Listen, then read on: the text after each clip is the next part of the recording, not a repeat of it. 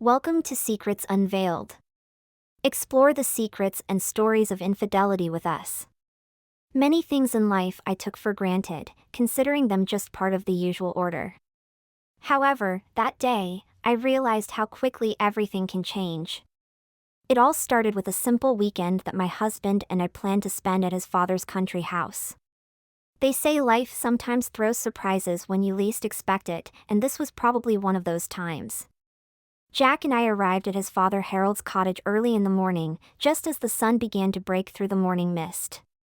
The area was magnificent: green fields, blossoming trees, and a tranquility interrupted only by the singing of birds.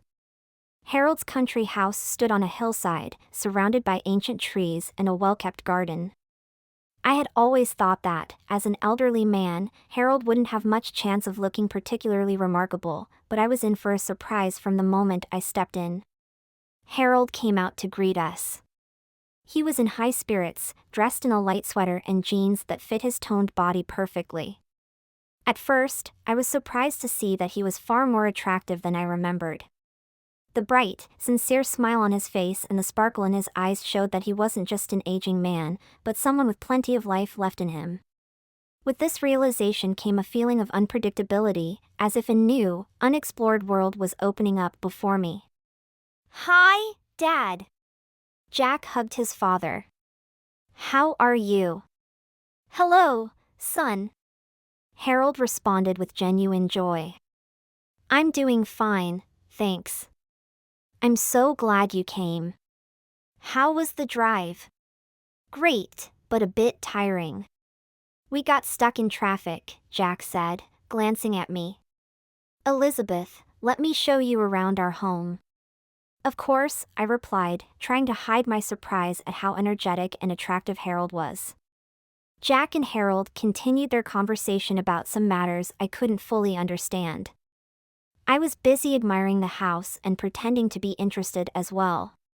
While they discussed trivialities, Harold offered to give me a tour of the house. "Well, if you don't mind, Elizabeth, I can show you the garden." "It's quite beautiful right now," Harold suggested. "Oh, that sounds wonderful," I responded with interest.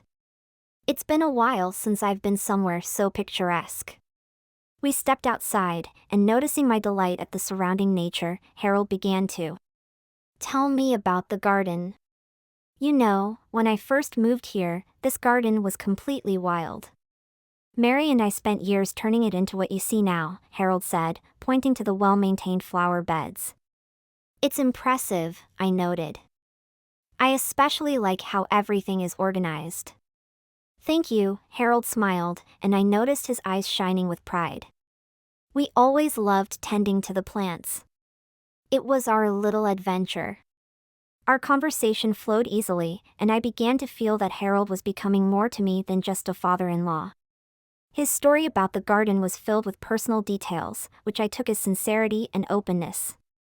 "You know, when Mary and I first started working on this garden," Harold continued, "I was sure I'd never achieve such results, but she always believed in us." "You must have been a great team," I remarked, trying to match his mood. "Yes, we were." Harold paused for a moment, then added with a touch of sadness, "Now I do it all in her memory. It helps me keep her presence alive." I felt awkward, but I understood that Harold was opening up to me, and it was an important step in our relationship. Throughout the day, we spent a lot of time together, walking through the garden and discussing various topics. We returned to the house, where Harold suggested we rest a bit before dinner. "I'll go prepare something light," Harold said, as Jack once again immersed himself in work. "Elizabeth, if you don't mind, could you help me in the kitchen?" "Of course, I'd love to," I replied, realizing that this was a great opportunity to get to know Harold better. In the kitchen, as we prepared dinner, the conversation continued. "You know, Elizabeth," Harold began, "I'm glad you could come. I've always enjoyed having my family around. It brings comfort." "I'm happy to be here," I replied, looking at him with sincere respect. I understand how important it is to have support in times like these. We continued talking, and I noticed that Harold was not only a smart and attractive person, but also someone who could carry a conversation and create a comfortable atmosphere. This atmosphere gradually enveloped me, and I began to understand that our weekend here would be full of unexpected discoveries. When dinner was ready, Harold, Jack, and I sat down at the table. Throughout the evening, I felt our interaction with Harold becoming more open and personal. I couldn't help but notice that Harold was attentive and kind, which was something entirely new to me. That night, sitting by the fireplace and listening to Harold's stories, I felt a special connection. It was a moment when it seemed like I was discovering something meaningful in life, something that had been hidden from me before. I went to bed with the thought that there were still many interesting moments ahead that I couldn't predict. And although I still couldn't fully understand what exactly drew me to Harold, I knew one thing. This weekend wouldn't be the way I had originally imagined. The evening came unexpectedly quickly. After I finished helping Harold in the kitchen, I noticed that Jack was once again engrossed in his work, and the atmosphere grew a bit tense. Harold suggested spending the evening by the fireplace, and I gladly accepted his offer. I appreciated that he was doing this for us, and I was ready to enjoy a quiet evening. The fireplace in Harold's home was truly the heart of comfort. Its golden light warmed the room, giving everything a soft and cozy glow. I settled into a comfortable armchair while Harold took a seat on the sofa across from me. He poured red wine into glasses, and we began a conversation about what was on our minds. "You know, Elizabeth, I don't often get the chance to talk so peacefully," Harold said, raising his glass. "I'm glad you're here." "I'm happy to be here, Harold," I replied, feeling the warmth from the fire seep into every cell of my body. "This is indeed a special place." "Yes," he nodded, gently stroking the old furniture. "This house is full of memories. My Mary always used to say that the walls could talk if you listened." I noticed how his eyes softened when he mentioned Mary.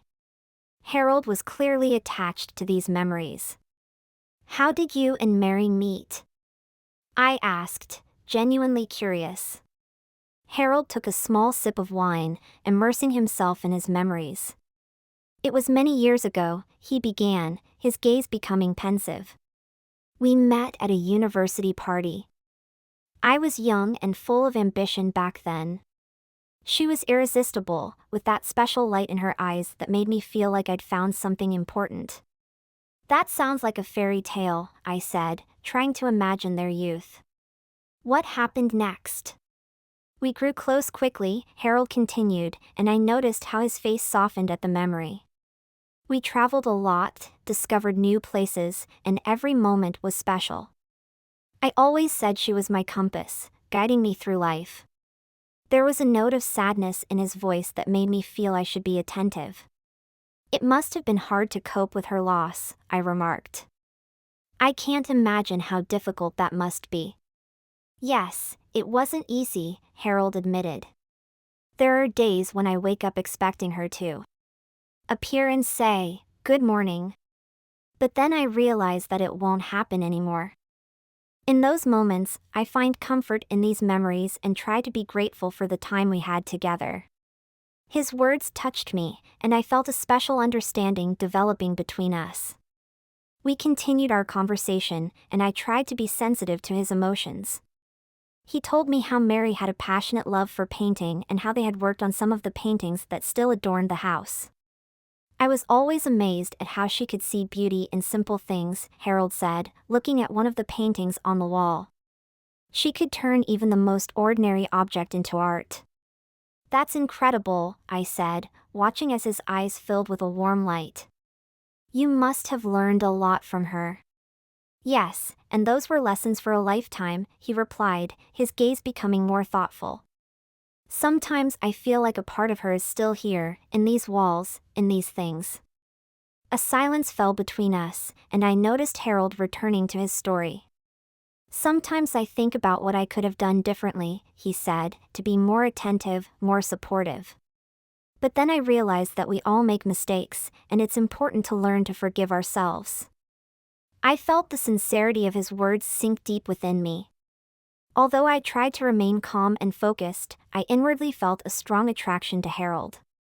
His revelations, his openness, and his gentle and confident voice created an atmosphere in which I began to feel particularly close to him.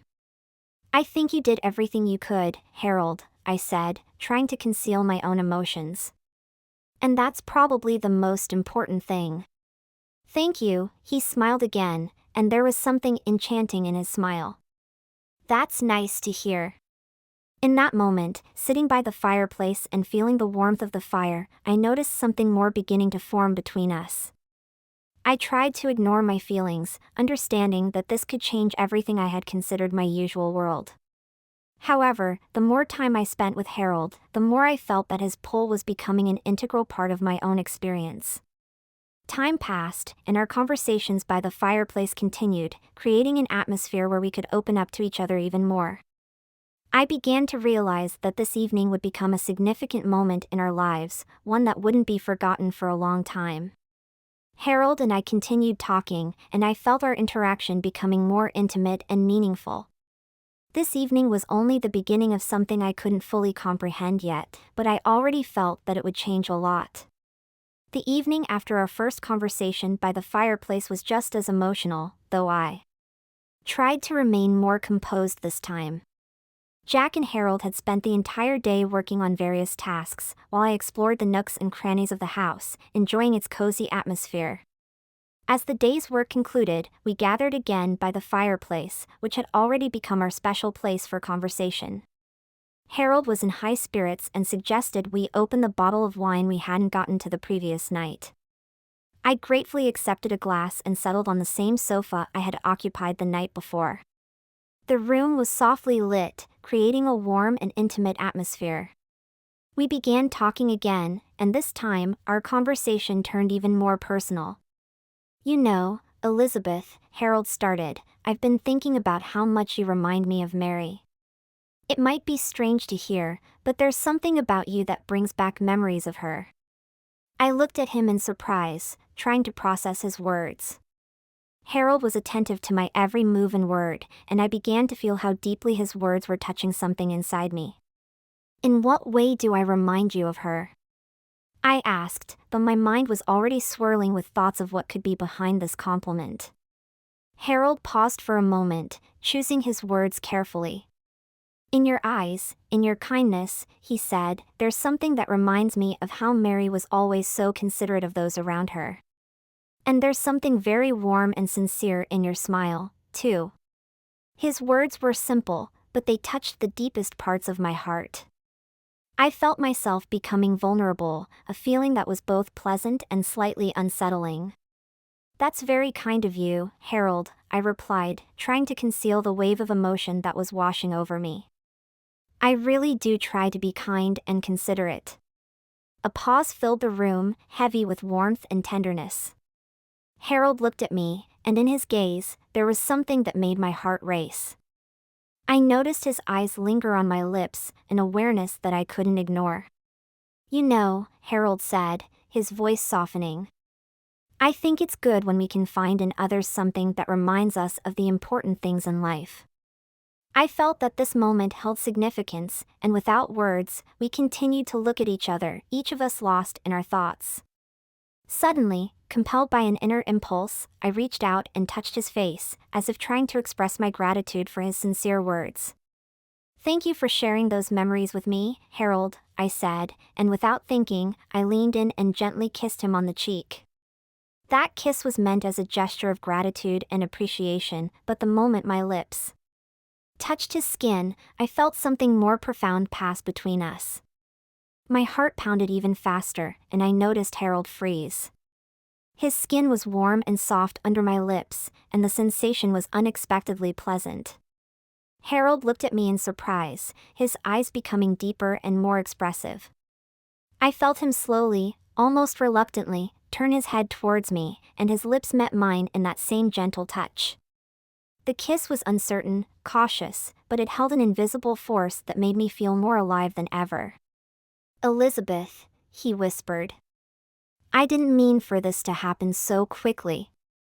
I blushed, realizing that things hadn't gone as I had planned, and that this kiss was far more significant than I had anticipated. "I'm so sorry," I said, trying to keep my composure. "That was inappropriate." "No." Harold took my hand in his voice full of tenderness. "That's not what I meant." Actually, I felt something special in that moment too. I sighed and looked at him, seeing in his eyes a mix of surprise and gentleness. In that moment, I realized that something more than just a spontaneous kiss had begun between us. It was the start of something that I couldn't fully comprehend, but was already changing our relationship. The evening continued, and we stayed by the fireplace, talking about various things. But the invisible connection created by our kiss still lingered in the air. I tried to push away thoughts of what had happened, but it was clear that this moment had been a turning point, one that might change everything I had considered part of my ordinary world. As the time came to go to bed, I felt that my relationship with Harold had entered a new phase. This was something I couldn't have predicted, but I already knew that this evening would remain in my memory for a long time. The next day, I woke up with a heavy feeling. Sunlight filtered through the curtains, but its brightness couldn't dispel the clouds gathering in my mind. I tried to ignore the morning light and gently rolled from side to side, attempting to recapture the previous evening. However, the memories of what had happened still haunted me. I slowly got out of bed and headed to the kitchen. The decor of the country house, warm and cozy, now seemed somehow foreign. I felt guilty towards Jack for allowing myself to be involved in something that shouldn't have happened. My sense of guilt only intensified when I thought about how I should act with Harold after what had transpired between us. Jack was absorbed in his own affairs, giving me the opportunity to avoid interacting with Harold. I spent the entire day trying to avoid him, doing my best to focus on small tasks and household chores. I prepared breakfast and lunch, meticulously cleaned anything to keep myself busy. All the while, the thoughts of how to handle the situation kept troubling me. However, despite all my efforts to hide from Harold, he found me. It happened after lunch, when I was trying to relax in the garden, reading a book and hoping I could forget. "Elizabeth." His voice came unexpectedly, and I saw Harold standing at the door, his gaze filled with tension and tenderness. "Can we talk?" I stood up and looked at him, feeling my heart begin to race. I wasn't ready for this conversation, but I knew avoiding it would only make things worse. "Of course," I replied, trying to stay calm. "What is it?" We sat down on a bench in the garden, and I noticed how Harold took several deep breaths before starting the conversation. "Elizabeth, I want to apologize for what happened yesterday. I didn't mean for our emotions to get out of control so quickly," he said, and I felt his words fill me with a mixture of relief and guilt. "But I also want to be honest with you." I felt my heart flutter. I knew a conversation with Harold was inevitable, but still, the moment felt sudden and frightening. "What is it that you want to be honest about?" I asked, trying not to show my internal struggle. "I have feelings for you that I can't ignore," Harold began, his voice full of sincerity. "What happened between us was a mistake, but I can't hide that. All this time, I felt something more for you than just respect or friendship." I froze, feeling my thoughts intertwine with his words. I felt my inner state begin to waver, and I battled with the desires that overwhelmed me. "Harold, I don't know what to say," I said, feeling my anxiety intensify. "I've been thinking about Jack all the time and how to deal with what happened. I didn't want this to become a problem between us." "I understand," Harold said, his eyes full of sympathy. "And I don't want you to feel guilty. We were both caught up in our emotions, and I'm struggling with what I feel too. I want you to know that this isn't your fault." His words were like balm to my soul, but at the same time, I knew it would only complicate the situation. I couldn't ignore my own feelings, and all this time, I had been trying to find a way to cope with them. "How do we move forward?" I asked, trying to figure out what to do with these new emotions. "We need to understand ourselves and figure out what's important to us," Harold replied. But no matter what we decide, I don't want you to feel guilty or ashamed. It shouldn't be that way." His words were touching, and I noticed how he reached out and touched my shoulder. The gesture was so simple, yet it carried such warmth and support that I couldn't ignore its impact on me. "I'll try to figure things out, Harold," I said, trying to maintain my inner calm. "But I also understand that we need time to understand what we really feel and how it might affect our lives." We sat together in the garden, and the silence was filled with unspoken words that we both felt but couldn't express. I realized that this moment had become a turning point in our lives, and that we would need to make important decisions about how to move forward. At that moment, I felt that something in our interaction had changed. It wasn't just a conversation, but a moment when we both opened up to each other and acknowledged our feelings. And although it was difficult and ambiguous, I knew that our interaction was the beginning of something that we would need to understand and realize in the future. The next day, after our candid conversation in the garden, the atmosphere in the house was tense, yet somewhat changed. Harold and I, fully aware of the complexity of our situation, decided to spend the day away from the house to distract ourselves from the previous worries. The idea of a walk through the nearby woods seemed fitting, and although it was a bit unusual for the situation, it was our attempt to regain some sense of normalcy. We chose comfortable clothes for the walk and left the house, heading towards the forest that began right behind the estate. The air was fresh and cool, a pleasant contrast to the hot, stuffy day we had spent indoors. "I've always loved this part of the forest," Harold said, gazing at the green expanses before us. "It's always so peaceful here, and every time I walk through this place, I feel at home." I nodded, enjoying the sounds of nature and the serenity the walk had brought. Our footsteps quietly crunched along the forest path, and I noticed how Harold seemed more open and relaxed in this setting. His conversations were light and effortless, and I felt that he was trying to maintain a positive mood. "I also love walking in the forest," I replied.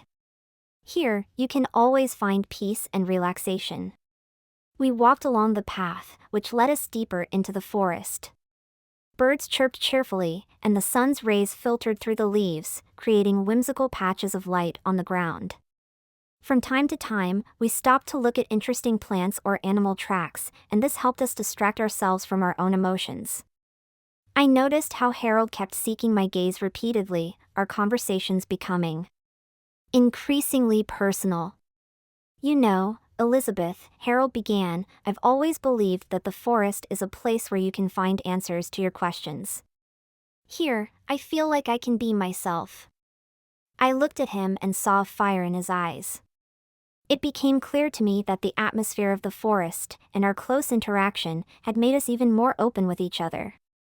"I understand what you mean," I replied, feeling my heart begin to beat faster. "I feel different here, too. Maybe it's because the forest helps us hide from the world and be our true selves." Our steps slowed, and Harold gradually approached me, his face serious yet full of tenderness. I felt his warmth and attention becoming more palpable. "Elizabeth," he said, "I can't hide what I feel any longer. What happened between us has changed so much, and I can't just keep ignoring it." I felt my heart tremble at his words. I knew he was right. There was a special connection between us, and it was impossible to ignore. "Harold," I said, "I feel it, too. But I'm afraid this could become even more complicated than it already is." Harold looked at me, his eyes filled with a deep and sincere gaze. He slowly leaned towards me and touched my lips with a gentle, cautious kiss. I felt that this kiss was filled with all the emotions we had experienced lately. It was a kiss full of tenderness and passion, and I couldn't resist it. I felt all my inner turmoil disappear, giving way to new emotions. We were both completely absorbed in the moment, and the forest around us felt as intimate and thrilling as our interaction. As the kiss became less intense, we continued to hold hands, and I felt a special bond forming between us. Harold looked at me with an expression of deep affection and love. "I can't and don't want to hide my feelings anymore," he said, his voice full of sincerity. "I want to be with you, Elizabeth." I looked at him, and in that gaze, there was something that made me feel that everything that had happened was the beginning of something truly significant. I couldn't say exactly what awaited us, but in that moment, there was something more than just physical attraction. It was a deep, emotional connection that was hard to put into words. When we returned home, I felt that our relationship with Harold had become even more complex, but at the same time, even more meaningful. We knew that a difficult path lay ahead of us, but we also understood that what we had experienced together was unique and important. I hoped that, despite all the challenges, we could sort out our feelings and find a way that would be right for both of us. But that evening, as we sat by the fireplace, exchanging glances and feelings, it was clear that our interaction and connection had become something truly special. After a tense day filled with walks around the countryside and endless conversations, I felt that we both needed some privacy and a change of scenery. Harold and I discussed it and decided that an evening at a small hotel in a nearby town would be the perfect way to spend time together without prying eyes. We set off by car, driving through the illuminated roads. The evening was cold, but clear and soothing, creating the perfect setting for a private meeting. The atmosphere around us was peaceful, which perfectly aligned with our intentions. The hotel we chose was secluded and cozy. As soon as we entered the room, I was immediately enveloped by a sense of warmth and tranquility. Everything we needed was there: soft chairs, warm lighting, and a calming ambience. "Well, here we are," Harold said as we entered the room. "I hope you like this place." I looked around and nodded in satisfaction. "This is exactly what we need," I replied. "Everything looks just perfect." Harold suggested we sit on the couch, then he walked over to the small table where some light snacks were arranged. He handed me a cup of hot tea and sat down next to me. Our eyes met, and I noticed that there was something more than just kindness in his gaze. There was warmth and tenderness. "Elizabeth," he began, "I'd like to spend this evening with you, to talk and relax. We don't have to do anything special, just enjoy the moment." "I want that too," I said, feeling my heart calm at his words. We sat closer to each other, and our conversation became more personal. Harold shared stories about his life, about how he had coped with the loss of his wife, and I felt that his words touched my heart. His voice was full of emotion, and I listened to him with attention and sympathy. "You know, Elizabeth," he said, "even though these years have been difficult, I still find joy in having gone through them, and your company in these days has been a great support to me." I felt his words resonate in my heart. Harold looked at me with deep sincerity. Our conversations continued, and I began to open up to him more and more. "Harold," I said, "I feel that there's something special between us. Despite all the difficulties, I enjoy spending time with you." He moved closer to me, and I noticed his face drawing nearer. Harold gently ran his hand through my hair, and his touch was so soft and warm that I couldn't resist him. Our eyes met, and I felt a surge of electric tension between us. "Elizabeth," he whispered, "I can't hide my feelings any longer. I want to be with you, not just physically, but emotionally as well." I felt my emotions begin to overwhelm me. This was more than just attraction, it was a deep connection. I gently touched his face, and our lips met in a kiss full of passion and tenderness. The kiss lingered, and I felt everything around us fade into insignificance compared to what was happening.